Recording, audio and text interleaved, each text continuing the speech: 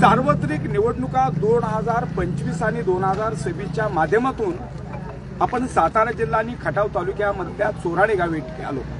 सार्वत्रिक निवडणुकामध्ये महाराष्ट्रामध्ये राड्यांचा दूर आणि पैशांचा महापूर पाहिला, पण अटातटी आणि तटागटीचं जरी राजकारण असेल, द्वेषाचं जरी राजकारण असेल, तर मात्र चोराडे गाव हे जे खटाव तालुक्यातले गाव आहे, इथे प्रतिष्ठेची लढाई बघायला मिळते। धनशाही आणि लोकशाही याचा आज मतदार उत्सव साजरा होतोय। माझ्याबरोबर सहकारी बंधू जोडलेले आहेत। आपण बंधू, काय आनंद होतोय एकीकडे धनशाही आणि लोकशक्ती, काय आनंद होतोय आज आणि कशी शांततेत पार पडली? एका बाजूला कुसेसावळी जिल्हा परिषद गटाची उमेदवारी आमच्या कन्याला मिळाली। आम्ही सर्वसामान्य कुटुंबातली व्यक्ती म्हणून आम्ही ही उमेदवारी आमदार बाळासाहेब पाटील असतील, प्रभाकर घाडगे साहेबांनी, या राज्याचे माजी मुख्यमंत्री आपले मुख्यमंत्री अजितदादा पवार यांनी आम्हाला दिली।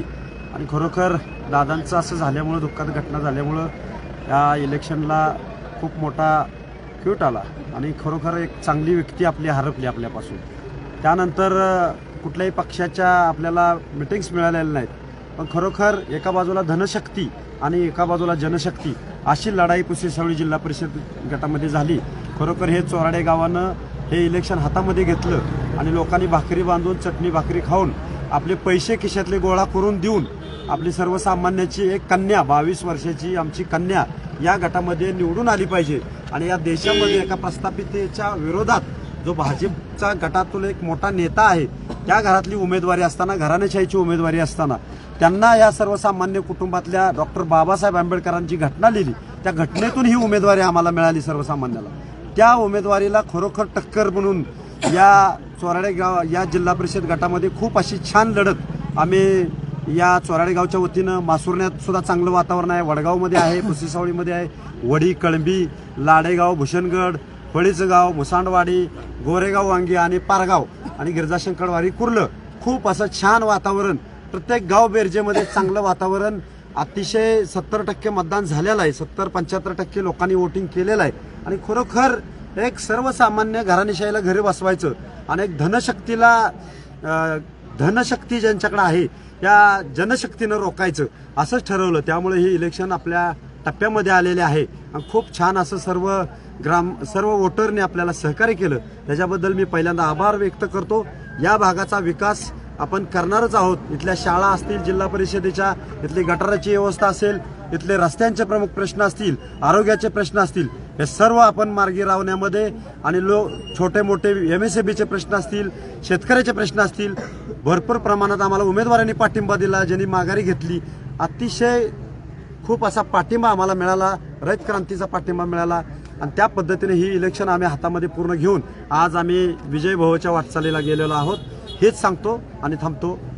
चोराडे गावामध्ये आपल्याला 75% आपल्याला मतदार राजाचा कौल मिळालेला आहे, अतिशय शांततेमध्ये चाललेला आहे। तुम्ही काय वाटते की इकडे अनेक आपण बघतोय की राड्यांचा दूर बघतोय, पैशांचा महापूर बघतोय, पण डॉक्टर बाबासाहेब आंबेडकरांनी प्रत्येकाला बोलण्याचा, जगण्याचा, त्याचबरोबर मतदानाचा अधिकार दिला, पण एकीकडे मतदार राजा सुद्धा भावनिक म्हणून आपलं मत, अमोल मत दिलं जातं। एक तरुण म्हणून तुला एक तरुण म्हणून मला माझं मत असं आहे की जनतेने पैशाकडे न बघता काम करणारा नेता निवडून दिला पाहिजे। मला काय अपेक्षा आहेत, म्हणजे जनतेला काय अपेक्षा आहेत, मला स्वच्छ पाणी मिळालं पाहिजे, माझ्या जिल्ह्यामध्ये शाळा बनल्या पाहिजेत, मूलभूत गरजा या ग्रामस्थांना मिळाल्या पाहिजेत, त्या जनतेला मिळाल्या पाहिजेत। ह्यातून एक तरुण म्हणून मला ही अपेक्षा आहे एक मतदाराची। पण होतं आहे काय, जनशक्तीचा वापर इतक्या प्रचंड प्रमाणात होतोय की प्रस्थापित पैसे वाटत आहेत आणि लोक